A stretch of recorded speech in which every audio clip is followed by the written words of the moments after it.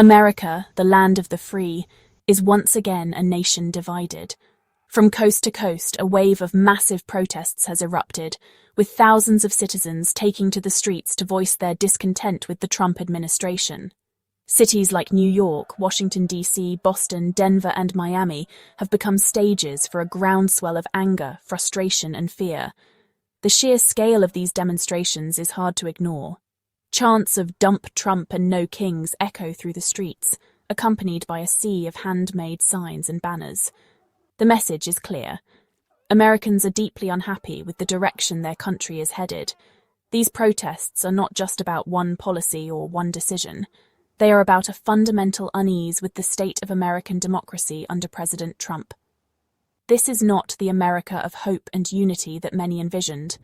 The divisions that were simmering beneath the surface during the 2024 election have boiled over, fueled by a sense of betrayal and broken promises. The American dream, once a beacon of opportunity, now feels like a distant memory for many. So what exactly has driven so many Americans to take to the streets? The answer is complex and multifaceted, reflecting the diverse concerns of a nation grappling with profound challenges. At the heart of the protests lies a deep-seated anxiety about the future of American democracy.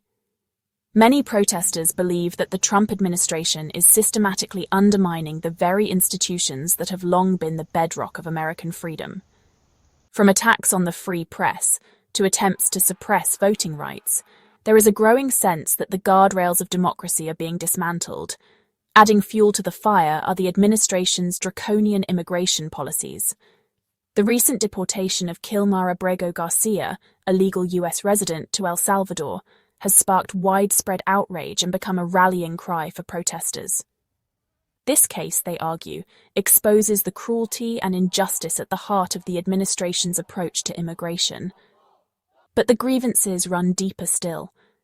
Protests have also erupted over massive government job cuts, concerns about civil rights violations, and threats to vital social safety net programs like Social Security. Americans are worried about their livelihoods, their freedoms, and their future. The deportation of Kilmar Abrego Garcia has become a potent symbol of the Trump administration's immigration policies, igniting a firestorm of controversy and galvanizing the protest movement. Garcia, a 32-year-old father of two, had lived in the United States since he was a child. Despite being a legal permanent resident with no criminal record, he was detained by Immigration and Customs Enforcement and deported to El Salvador, a country he barely remembered. Garcia's case struck a nerve with many Americans, who saw it as a clear example of the human cost of the administration's hardline approach to immigration. His story, widely shared on social media and amplified by news outlets, became a rallying cry for protesters who chanted his name and demanded his immediate return to the United States. For many, Garcia's case highlighted the arbitrary and often cruel nature of the immigration system under the Trump administration. It also raised serious questions about due process and the rights of immigrants, even those with legal status. The case became a flashpoint in the national conversation about immigration, further inflaming tensions and fueling the protests. The timing of these protests is no coincidence. They come on the 250th anniversary of the start of the American Revolutionary War, a historical parallel that has not been lost on protesters. Across the country, signs bearing the slogan, "No Kings," have become ubiquitous, a powerful reminder of America's founding principles and a rejection of what many perceive as President Trump's authoritarian tendencies. The message is clear. America was founded on the principles of liberty, equality, and self-governance. The Founding Fathers, many protesters argue, would be appalled by the current administration's attacks on democratic norms, the free press, and the rule of law. By invoking the spirit of 1776, protesters are drawing a direct line between the American Revolution and their own struggle for what they see as the soul of their nation. They are reclaiming their history, their rights, and their voices, sending a message that they will not stand idly by while their democracy is eroded. These protests are not an isolated incident. They are actually part of a growing wave of resistance that has been building since the early days of the Trump administration. Just 2 weeks ago, nationwide hands-off demonstrations, even larger than the current protests, took place in all 50 states. These protests, organized around the theme of protecting American institutions from government overreach, drew millions of participants and, well, demonstrated the breadth of opposition to Trump's agenda. The current protests, dubbed 50501, that's 50 protests, 50 states, one movement, reflect a deepening of this resistance. The momentum is undeniable, with each wave of protests growing larger and more diverse.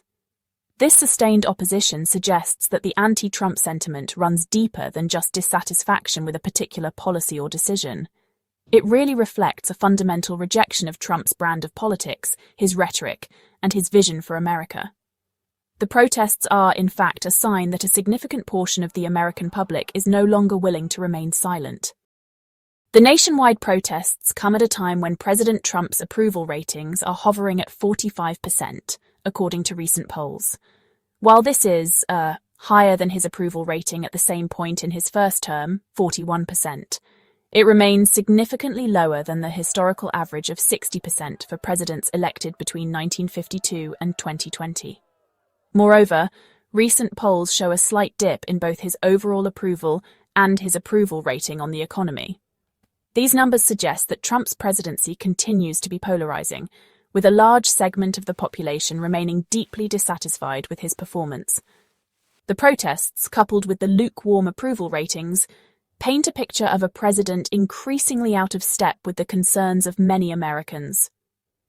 While Trump's supporters remain steadfast in their belief that he is making America great again, his detractors argue that he is dividing the nation, eroding democratic norms, and pursuing policies that benefit the wealthy at the expense of the working class. The protests are a stark reminder that Trump's presidency continues to be a deeply contested and divisive chapter in American history. The protests sweeping the nation are not just about expressing anger and frustration, they are also about demanding change. Protesters are calling for a wide range of actions from the Trump administration, from reversing harmful policies to holding those responsible for wrongdoing accountable.